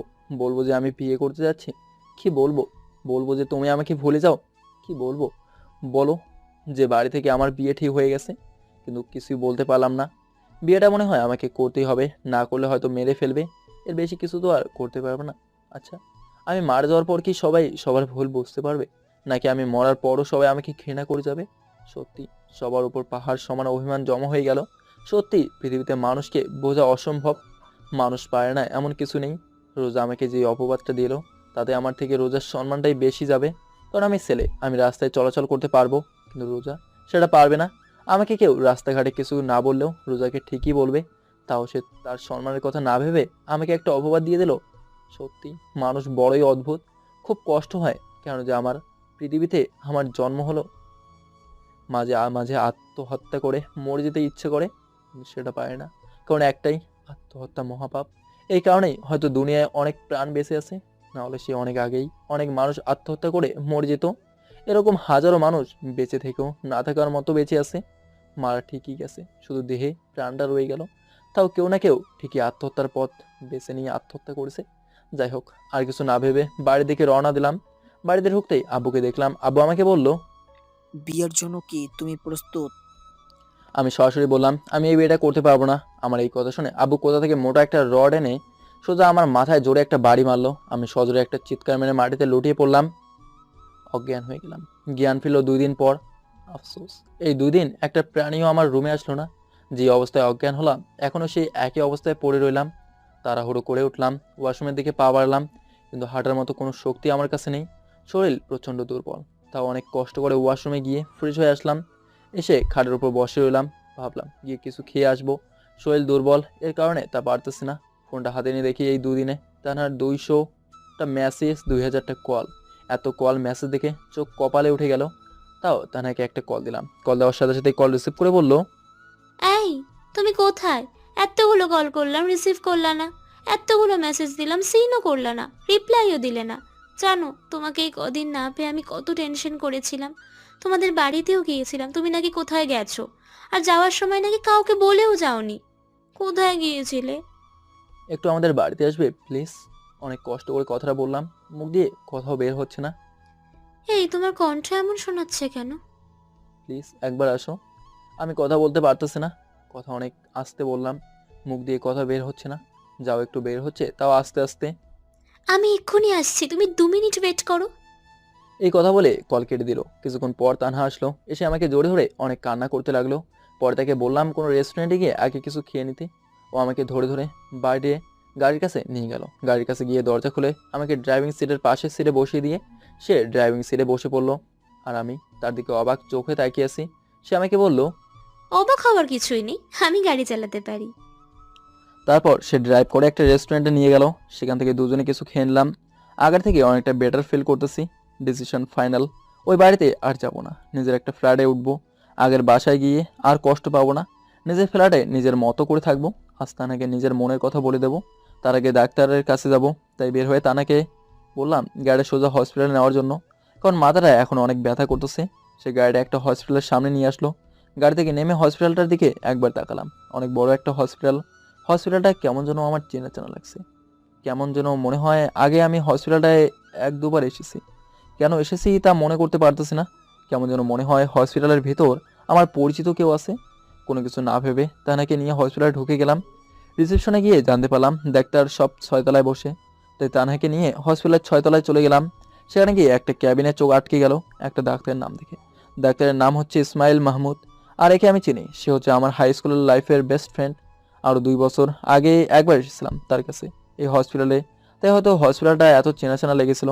তাই তার কেবিনের আরও সামনে গিয়ে তার কমান্ডারকে বললাম, ডাক্তার কি ভেতরে আছে? কম্পাউন্ডার বলল, আছে। আপনি কি অ্যাপয়েন্টমেন্ট নিয়েছেন? তাকে বললাম আমার অ্যাপয়েন্টমেন্ট লাগবে না, আপনি আপনার স্যারকে বলুন মুন্না নামের একজন লোক আপনার সাথে দেখা করতে এসেছে, সে নাকি আপনার বন্ধু হয়। সে আর কিছু না বলেই ভেতরে চলে গেল। কিছুক্ষণ পর এসে বলল আমাকে ভেতরে ডাকছে। আমি ভেতরে যেতেই ইসমাইল আমাকে জড়িয়ে ধরলো। দোস্ত কেমন আছিস? ভালো, তোর কি খবর? আলহামদুলিল্লাহ ভালো আছি। তো কেমন চলতেছে দিন? তোর কারণেই ভালো চলতেছে। সেদিন যদি তুই... থাক এসব বাদ দে। আচ্ছা এই মেয়েটা কে? ও হচ্ছে, আমাকে আর কিছু বলতে না দিয়ে তানহা বলল, আমি ওনার স্ত্রী। আমি ভ্যাবাসাকে খেয়ে তানহার দিকে তাকিয়ে রইলাম। পাগল হলো নাকি এই মেয়ে? এখনও ঠিকমতো তার হাতটা পর্যন্ত ধরতে পারেনি, আর সে নাকি আমার স্ত্রী। আমি নিশ্চিত এই মেয়ের মাথায় সমস্যা আছে। আমি কিছু বলার আগেই তানহা আবার বলা শুরু করলো, এই তুমি কিছু বলছো না কেন? মানে আমি কি বলবো? বিয়ে করলে অথচ শোনালি না? আমরা কি এতটাই পর হয়ে গেলাম? আরে না দোস্ত, তোকে আমি সেটা পরে বলবো। আচ্ছা আমার মাথাটা প্রচণ্ড ব্যথা করতেছে, সেটা আগে দেখ। আচ্ছা আগে একটা পরীক্ষা করতে হবে। তুই একটা কাজ কর, তুই এই পরীক্ষাটা করে আয়। পরীক্ষা করে রিপোর্ট ইসমাইলের কাছে দিলাম। সে কয়েকবার দেখলো রিপোর্টটা, তারপর সে বলা শুরু করলো, কিরে তোর মাথায় বাড়ি মারলো কে? ওটা বাদ দে, রিপোর্টে কি বুঝলি? আর কিছুদিন দেরি করে আসলে তোর অনেক বড় বিপদ হয়ে যেত। ভাগ্যিস আমার কাছে আসলি, না হলে যে কি হতো। ওষুধ খেলে কি ভালো হবে? ইনশাল্লাহ ভালো হয়ে যাবে। আচ্ছা আমাকে একটা কথা বলতো, তোকে এইভাবে মারলোটা কে? তোকে এইভাবে মারার সাহস তো কেউ পাবে না। আচ্ছা তোর ডিউটি শেষ কটায়? সন্ধ্যা 7টায়। আচ্ছা তাহলে তো সন্ধ্যা 7টায় দাওয়াত, রেস্টুরেন্টে চলে আসিস। আচ্ছা। তারপর বিদায় নিয়ে বাড়িতে আসলাম। নিজের প্রয়োজনীয় যা কিছু আছে সব নিয়ে চলে যাব। বাড়িতে এসে দেখি সবাই গল্প করায় ব্যস্ত। কোনো কিছু না বলে সব কিছু গুছিয়ে নিলাম। সব কিছু নিয়ে বের হতেই আব্বুর সামনে পড়লাম। আমাকে সব কিছু নিয়ে বের হতে দেখে আব্বু বলল, কোথায় যাচ্ছ? এই বাড়ি থেকে বের হয়ে যাচ্ছি। কোথায় যাবে? যেদিকে দু চোখ যায় সেদিকেই চলে যাব। আর কোনো কথা বলার সুযোগ না দিয়ে চলে আসলাম। অনেক কিছুই বলার ছিল কিন্তু বললাম না। এবার জীবনটাকে নিজের মতো করে চালাবো। এতদিন জীবনটা এদের হাতে সঁপে দিয়েছিলাম, কিন্তু কারোর জীবনের মর্যাদা কেউ দিতে জানে না। নিজের জীবনের মর্যাদা নিজেকেই দিতে হয়। বলার ছিল তোমরা ওই মেয়েকে নিয়ে পড়ে থাকো, আমাকে ডেকো না, আমাকে আর ওর কখনো মনেও করো না। ভাববে তোমার ছোট ছেলে মারা গেছে, কেন জানি বলতে পারলাম না। কোথায় থেকে যেন একটা অজানা বাধা এসে কাজ করে। যতটুকু পারি নিজের জীবনের মর্যাদা নিজেই দেব। আর কোনো কিছু না ভেবে বাড়ি থেকে বের হয়ে গেলাম। ভাবতেছি কোন ফ্ল্যাটটায় উঠবো, এখানে কাছের কোথাও উঠবো নাকি দূরে কোথাও গিয়ে উঠবো, যেন কেউ কখনো খোঁজ করেও না পায়। আমি তো ওদের থেকে বেশি কিছু আশা করিনি, শুধু একটু পরিবারের ভালোবাসা আশা করেছিলাম। আসলে সবার কপালে সবার ভালোবাসা জোটে না, ঠিক তেমনই আমার কপালেও সবার ভালোবাসা জুটবে না। সবাই কি আর সবাইকে ভালোবাসতে পারে? পারে না। আমার জীবনটাও কত সুন্দর, ভালোবাসায় ভরপুর ছিল, কিন্তু কথায় আছে না, অতি ভালোবাসা কপালে সহে না। ঠিক তেমনই আমারটাও আমার কপালে সইল না। একটা বিষাক্ত কালনাগুনির কারণে আমার জীবনটাই তছনছ হয়ে গেছে। সব ভুলে আমার জীবনটা নতুন করে সাজাতে চাই। শহর থেকে কিছুটা দূরে অফিসের কাছে একটা ফ্ল্যাটে উঠলাম। অন্তত কেউ আর খুঁজে পাবে না। সন্ধ্যা 7টায় ইসমাইলের সাথে দেখা করতে গেলাম। ইসমাইল বলল, এবার বল তোর সাথে কি হয়েছে? আমার জানা মতে তো তোর গায়ে হাত দেওয়ার সাহস এলাকার কারো কাছে নেই। তাহলে শোন। তারপর ইসমাইলকে সব খুলে বললাম। আঙ্কেল আন্টি কাজটি ঠিক করলো না। তারপর এই টপিক বাদ দিয়ে ইসমাইলের সাথে আরও অনেকক্ষণ আড্ডা দিলাম। তারপর ফ্ল্যাটে চলে আসলাম। এখন রাত 9টা বাজে, শরীরটাও বড্ড ক্লান্ত, তাই দেরি না করে ঘুমের রাজ্যে পাড়ি জমালাম। খুব সকালে ঘুম ভাঙলো, তাই একটু হাঁটতে বের হলাম। পরিবেশটা অনেক সুন্দর। না ও সরি, আপনারা কিভাবে জানবেন পরিবেশটা কেমন? তাই অনেকক্ষণ হাঁটাহাঁটি করে বাসায় এসে ফ্রেশ হয়ে অফিসের দিকে পা বাড়লাম। অফিসে এসে বসে বসে কাজ করতেছি। তার দিকে তাকিয়ে দেখি আমার দিকে এক ধ্যানে তাকিয়ে আছে। কি অপরূপ তার চোখের চাহনি, যে কোনো ছেলেকে ঘায়েল করে ফেলতে পারবে। বিকেল 3টায় অফিস থেকে ছুটি নিলাম। তানা অনেকবার জানতে চাইলেও ছুটি কেন নিচ্ছি। আমি কিছু না বলে তানাকে নিয়ে একটা পার্কে চলে আসলাম। এসে একটা খালি বেঞ্চে বসে পড়লাম। দেখি একটা ছোট্ট পিচ্চি মেয়ে ফুল বিক্রি করতেছে, তাই তাকে একটা ডাক দিলাম। মেয়েটার কাছে এসে জিজ্ঞেস করলো, ভাইয়া আপনি কি ফুল নেবেন? নেব। আগে বলো একটা ফুল কত করে? ভাইয়া একটা ফুল 20 টাকা করে। আচ্ছা শোনো, তোমার সাথে আমার অনেক কথা আছে, তুমি একটু ওই দিক থেকে ঘুরে আসো। আচ্ছা ভাইয়া। এই আপু শোনো। জি ভাইয়া বলেন। 2টা ফুল দিয়ে যাও। এই নেন ভাইয়া। তুমি একটু ওইখানে দাঁড়াও, আমি তোমার আপুর সাথে একটু কথা বলি। বুঝছি, ভাবিকে প্রপোজ করবেন। এই কথা বলে ও একটা হাসি দিয়ে চলে গেল। আমি বোকার মতো দাঁড়িয়ে রইলাম। এটুকু একটা বাচ্চা মেয়ে কি বলে। ধুর, এত ভাবাভাবি না করে চলে গেলাম তানহার কাছে। গিয়ে তার সামনে হাঁটু গেড়ে বসে পড়লাম। তারপর পুরো ফিল্মি স্টাইলে বকা শুরু করলাম। তোমাকে যখন প্রথম দেখেছি সেদিন থেকেই তোমাকে ভালোবেসে ফেলেছি। বিশ্বাস করো, তোমাকে ছাড়া আমার জীবন শূন্য। তোমাকে ছাড়া নিজেকে কখনো কল্পনাও করতে পারে না। তোমাকে অনেক বেশি ভালোবেসে ফেলেছি। প্রিয়, শোনো, এতটা ভালো নিজেকেও বাসি না যতটা ভালো তোমাকে বাসি। হবে কি আমার বাবুর আম্মু। আর কিছু না বলে তানহা সোজা এসে আমাকে জড়িয়ে ধরে আর বলতে থাকে, বিশ্বাস করো, তোমাকেও আমি অনেক বেশি ভালোবেসে ফেলেছি। তানহাকে ছেড়ে দিয়ে ওই পিজিটাকে ডাক দিলাম, এই পিচ্ছি এদিকে আসো তো। ও কাছে এসে শুধু মিটমিট করে হাসছে। মনে হয় তানহা আমাকে জড়িয়ে ধরেছে, যে তাই দেখে হাসছে। সেটা ভেবে একটু লজ্জাও পেলাম। হ্যাঁ ভাইয়া বলেন। তোমার নাম কি? আমার নাম টিনা। ওয়াও, কি সুন্দর নাম। ধন্যবাদ ভাইয়া। এমন সময় দেখি তানহা তেনাকে কোলে নিয়ে একটা পাপ্পি দিল গালে। আচ্ছা তেনা, তোমার বয়স কত? এই তো ভাইয়া 7 বছর। এইটুকু একটু বয়সে তুমি ফুল বিক্রি কেন করো? তারপর তেনা যা বললো তা শুনে নিজের অজান্তেই চোখ দিয়ে 2 ফোঁটা অশ্রু গড়িয়ে পড়লো। জীবনে মানুষ এতটা সংগ্রাম করে তা আমার জানা ছিল না। একটা পিচ্চি এতটা সংগ্রাম করবে তা অবিশ্বাস্য একটা কাহিনী। নিজের অজান্তেই তৃণাকে কোলে তুলে নিয়ে বুকে জড়িয়ে ধরে কেঁদে দিলাম। আমি ভেবেছিলাম যত যাই কষ্ট সংগ্রাম সব আমিই করছি, কিন্তু না, আমার থেকেও বড় সংগ্রাম ওই তৃণাই করতেছে। তৃণাকে জিজ্ঞেস করলাম, তুমি কি করো আপু? ফুল বিক্রি করি ভাইয়া। ফুল বিক্রি করে টাকাগুলো কি করো আপু? ভাইয়া, খাবারের টাকা লাগে, আবার আম্মু অসুস্থ, যা টাকা পাই তা দিয়ে আম্মুর জন্য ওষুধ কিনে নিয়ে যাই। বাকি যা টাকা থাকে সেটা দিয়ে ভাত খাই। প্রত্যেক দিন কি ভাতের টাকা থাকে? না, তাহলে কি খাও? টাকা থাকলে খাই, আর না থাকলে খাই না। চোখের কোণে 2 ফোঁটা অশ্রু স্পষ্ট দেখা যাচ্ছে। খিদে লাগে না? খিদে তো সবারই লাগে, কন কার না লাগে খিদে। তোমার আব্বু কি করে? আম্মু বলছে আব্বু নাকি আকাশে থাকে, আকাশের তারা হই। বুঝতে পারলাম তার বাবা বেঁচে নেই। তোমার আম্মু কি করে? আম্মু অসুস্থ। আগে আম্মু ফুল বিক্রি করত, অসুস্থ হওয়ার পর আর বিক্রি করতে পারে না, তাই এখন আমি বিক্রি করি। প্রতিদিন কত টাকা বিক্রি করো? এই তো 300-400 টাকা। আম্মুর ওষুধে কত টাকা যায়? প্রতিদিন 300 টাকা লাগে। ও, তা তুমি পড়ালেখা করো না? না, টাকার অভাবে ভর্তি করাতে পারে নাই। তোমার জীবনের ইচ্ছে কি আপু? কথা বলতে পারছি না। কেমন যেন তার জীবনের গল্প শুনে কান্না চলে আসলো। একজন ডাক্তার হব।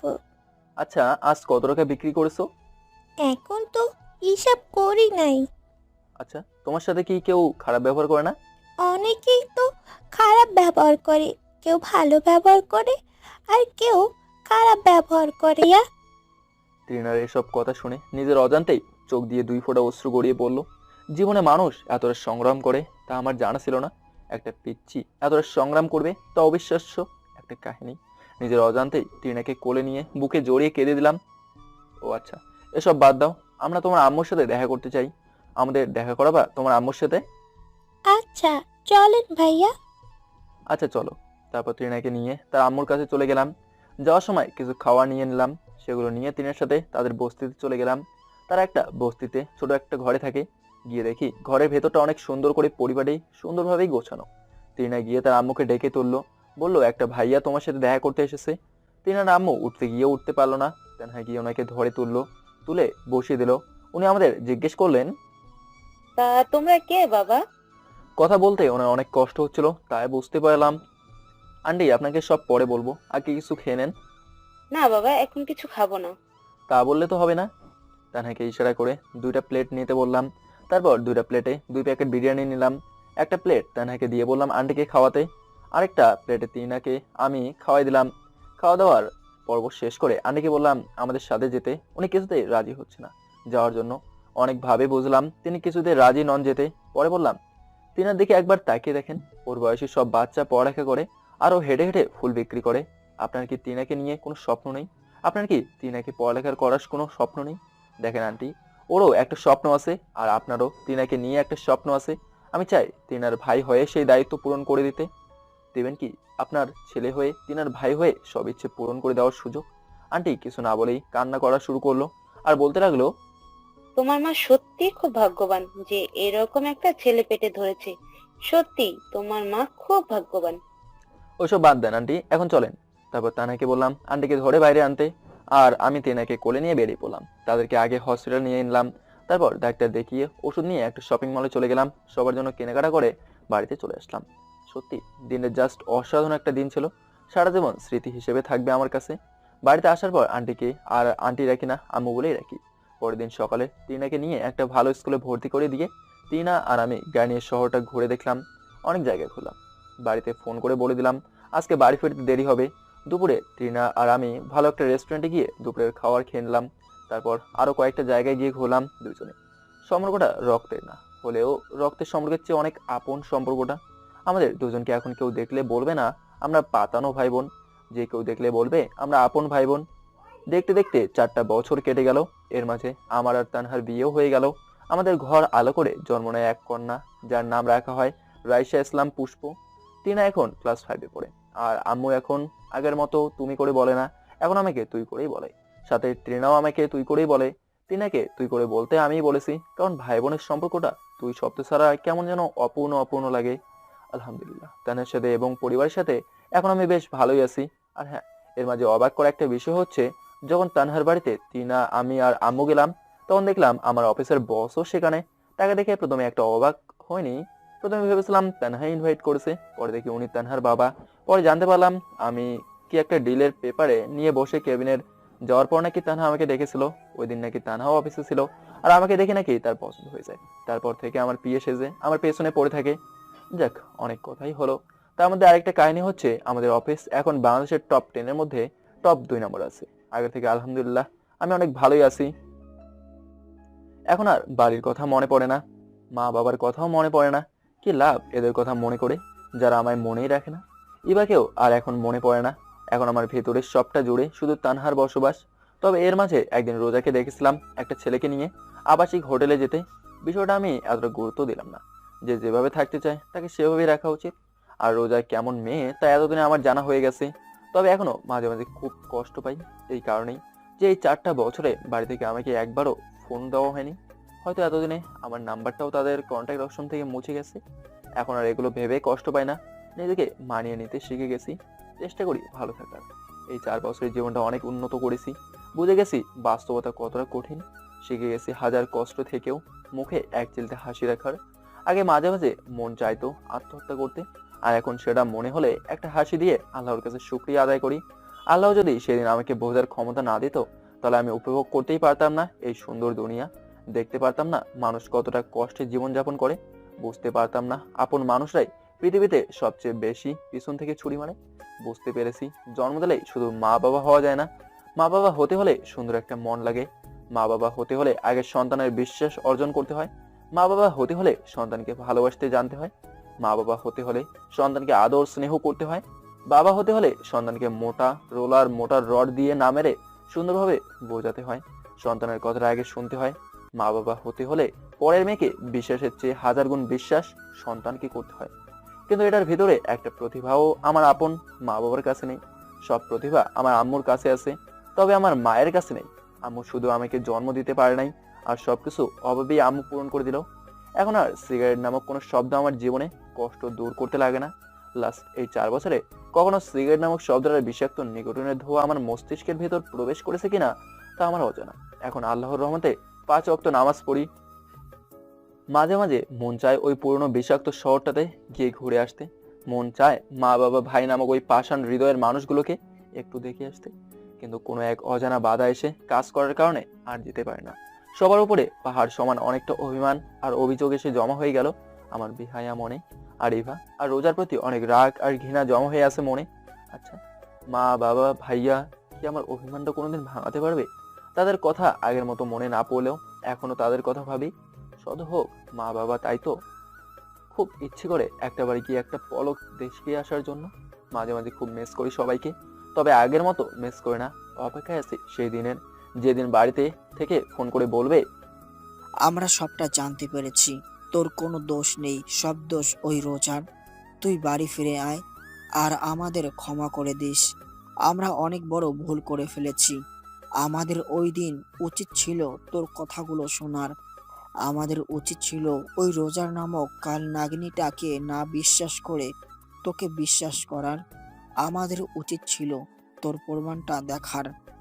অপেক্ষায় আছি ওই দিন সবাইকে তার যোগ্য প্রমাণ বুঝিয়ে দিয়ে চলে আসব, দেখিয়ে দেব আমার যোগ্যতা, বুঝিয়ে দেব তাদের ছাড়াও আমি ভালো থাকতে শিখে গেছি, বুঝিয়ে দেব এখন আমার একটা মা আছে, একটা বোন আছে, একটা মেয়ে আছে, আমারও এখন একটা ভালোবাসার মানুষ আছে।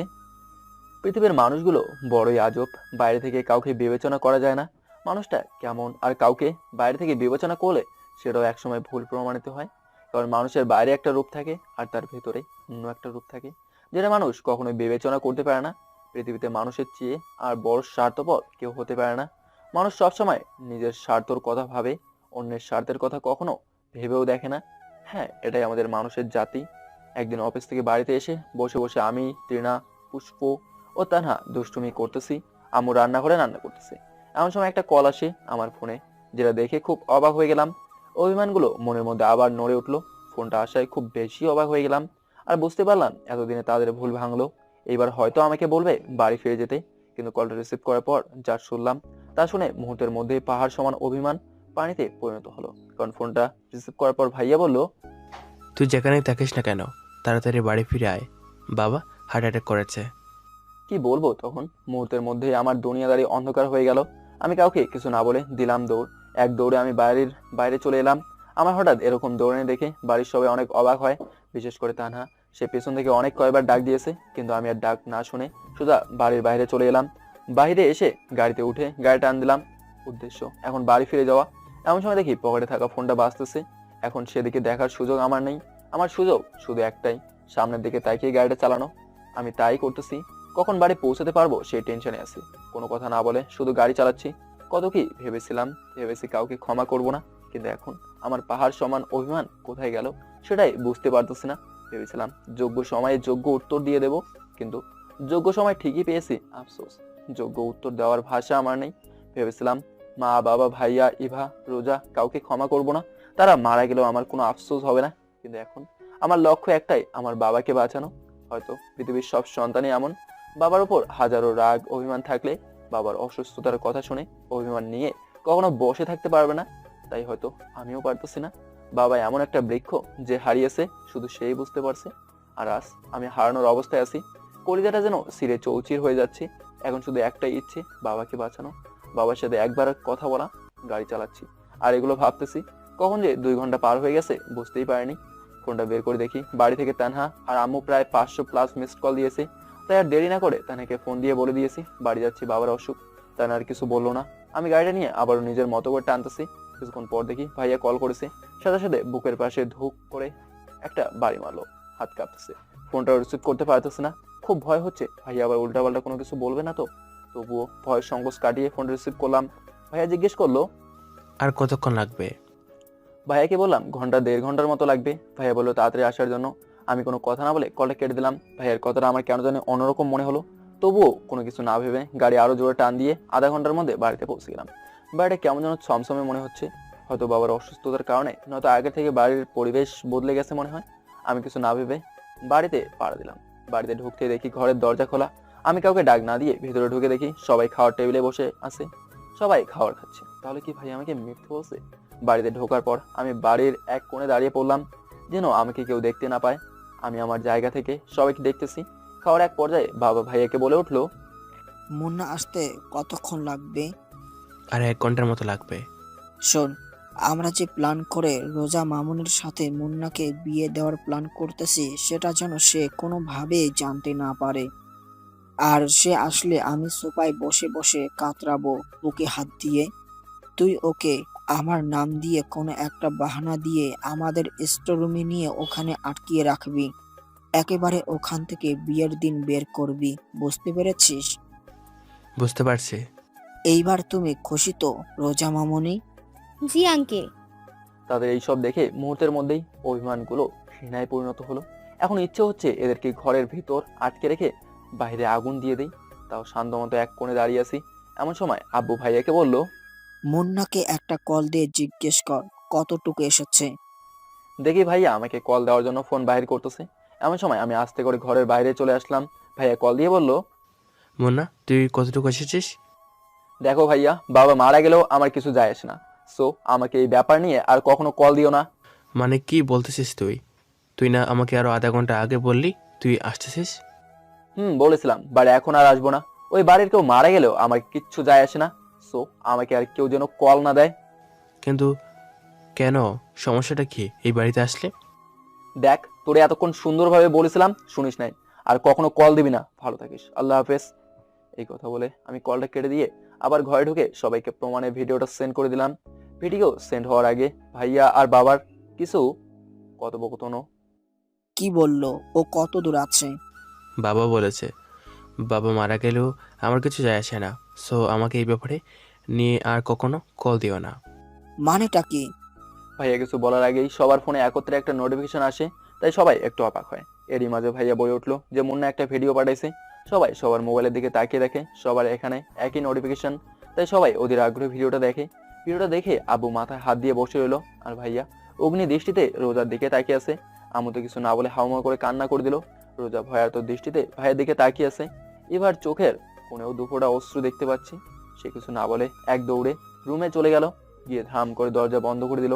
হয়তো এখন আমার ভালোবাসাটা উপলব্ধি করতে পারবে। ভাইয়া কিছু না বলে সোজা রোজার কাছে গিয়ে কষে রোজাকে দূরে থাপ্পড় মারে। রোজা কিছু না বলে চুপচাপ দাঁড়িয়ে আছে। রোজা এক নাগাড়ে চোখের জল ফেলছে।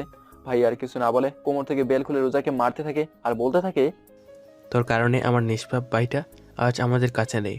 তোর কারণে আমার নিষ্পাপ ভাইটা আজ অপরাধী। তোর কারণে আজ আমার নিষ্পাপ ভাইটা অনেক কষ্টে আছে। তুই কি বলতে পারবি কতটা কষ্ট থাকলে মানুষ বলতে পারে বাবা মারা গেলেও ও আমি একবারও দেখতে যাব না। আজ শুধু তোর কারণে আমি আমার ভাইকে বলেছি আমার ভাইয়ের চরিত্র খারাপ, যেন মুন্নার সামনে কখনো না যায়। শুধু তোর কারণে বলেছি। এইসব বলতে বলতে ভাইয়া কান্না করতে করতে বসে পড়ে আর পাগলের মতো কান্না করতে থাকে। রোজাকে এতক্ষণ ভাইয়া মারলেও সে এখনো এক জায়গাতেই দাঁড়িয়ে কান্না করতেছে। বেল্টের মারের আঘাতে তার শরীরের কিছু অংশ ছিলে রক্ত পড়তেছে। রোজা যেন তাও বলতে পারতেছে না, হয়তো আজ কিছু বলার থাকলেও পারতেছে না। আর না হলে হয়তো এতদিন আমি কিরকম কষ্টে ছিলাম তাই কিছুটা উপলব্ধি করতে পেরেছে। তাই সেও বসে কান্না করতেছে। এদের কান্না দেখলে যে কাউরি সব অভিমান পানি হয়ে যাবে, আর আমার আরো হাসি পাচ্ছে। আমি তো এটাই চেয়েছিলাম যে এরা কিছুটা কষ্ট পাক। পুরো বাড়ি এখন নিস্তব্ধতায় ভরপুর, কারো মুখে কোনো কথা নেই, আছে শুধু নিস্তব্ধতা। পুরো বাড়িতে নীরবতা বিরাজ করতেছে, আর আমার ঠোঁটের এক কোণে একটা মুচকি হাসির রেখা ফুটে উঠে আছে। এতদিনে বুকের ভিতর অনেকটা হালকা অনুভব করতে পারতেছি। এতদিনের কষ্টটা অনেক কমেছে। কিছুক্ষণের মধ্যে বাইরে একটা গাড়ির আওয়াজ পেলাম। সবাই শুনেও না শোনার মতো করে আছে। আমি আরো আড়াল হয়ে গেলাম, যেন ভেতরে ঢুকলে কেউ আমাকে দেখতে না পায়।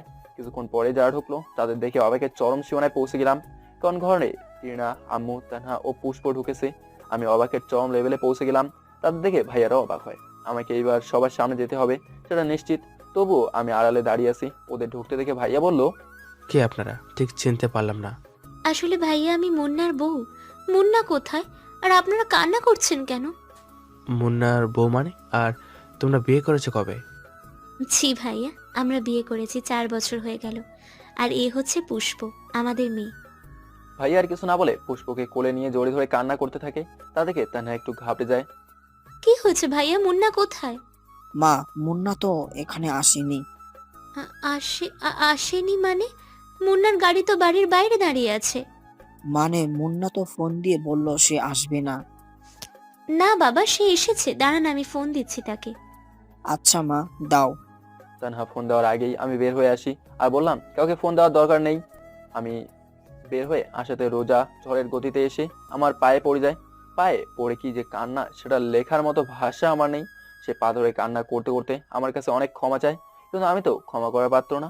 আব্বুর ভাইয়া এসে আমাকে জড়িয়ে ধরবে, এমন সময় আমি পিছিয়ে যাই আর বলি, প্লিজ কেউ আমাকে ধরবেন না, আপনাদেরকে ঠিক চিনতে পারে নাই। এগুলো বলিস না বাবা, আমাদের ক্ষমা করে দে প্লিজ। আমরা অনেক বড় ভুল করে ফেলেছি তোর সাথে। আমি তো আপনাদেরকেই চিনি না, ভুল কিভাবে করবেন? প্লিজ ভাইয়া, আমার এসব বলে আমাদের কষ্ট আর বাড়ি দিয়েন না। কষ্ট কাকে বলছো? এটা তোমাদের কষ্ট। আর আমারটা কি? দিনের পর দিন আমি যে অত্যাচার সহ্য করেছি সেগুলো। তোমাদের এগুলোকে যদি কষ্ট বলো তাহলে আমাকে যে মোটা রড দিয়ে মেরেছে ওগুলোকে কি বলবা? প্রত্যেকটা রডের আঘাত যে কতটা যন্ত্রণাদায়ক সেটা একমাত্র আমিই জানি। মোটা রোলারের বাড়ির যন্ত্রণাটা আমিই জানি। প্রত্যেকটা বাড়ির আঘাত শরীরের চেয়ে মনে গিয়ে বেশি আঘাত করছে। আরো কষ্ট তো আমার তখনই হয়েছে যখন কেউ আমার সাথে কথা বলতো না। সবাই এক টেবিলে বসে খেতে আর আমি দূর থেকে দাঁড়িয়ে দেখতাম তোমাদের। আসলে আমার কপালটাই কেন এমন, কেন যে তোমার মতো কপাল পেলাম না। আমি যখন টেবিলে খেতে বসতাম তখন তোমরা উঠে যেতে, অথচ একটা সময় তোমরা আমাকে ছাড়া খেতে না। আমি যখন তোমাকে খাইয়ে দিতেও তখন খুব ইচ্ছে হতো তোমার মতো আমিও আমার হাতে খাবো। জানো, সেদিন আব্বুর হাতে এই মিথ্যে অপবাদের জন্য সর্বপ্রথম মার খেয়েছিলাম। সেদিনের পরদিন আমি বিছানা থেকে উঠতে পারছিলাম না। আম্মুকে বললাম একটু সাহায্য করতে, কিন্তু আম্মু উল্টো বললো তুই গিয়ে মর, আমার কিছু যায় আসে না। সেদিন থেকে বাঁচার ইচ্ছে চলে গেছে। এরপরেও বেঁচেছিলাম কারণ আত্মহত্যা মহাপাপ, না হলে সেই কবেই মরে যেতাম। আরো কষ্ট কখনো হয়েছে জানো ভাইয়া, যখন আমার ভালোবাসার মানুষটাও আমাকে ভুল বুঝলো। আমার বিপদের দিনে সেও আমাকে একা ফেলে রেখে চলে গেল। এরপরে অত কষ্ট পাইনি। কষ্ট পেয়েছি কখন জানো? যখন জানতে পেরেছি ও তোমাকেই বিয়ে করতেছে। আর কষ্ট পেয়েছি যখন তোমাকে আর ইভাকে একসাথে দোলনায় বসে থাকতে দেখতাম। তখন কেন জানো আমার কলিজাটা ফেটে যেত। তখন আমার খুব হিংসে হতো আমার, তবুও কিছু বলতে পারতাম না, কারণ আমি সেগুলো বলার অধিকার অনেক আগেই হারিয়ে ফেলেছি। আর অনেক কষ্ট আছে যেগুলো মনে করে আবার কষ্ট পেতে চায় না। আর তোমরা বলতেছো তোমরা কষ্ট পাচ্ছ, আমার তুলনায় তোমরা কোনো কষ্টই পাও নাই।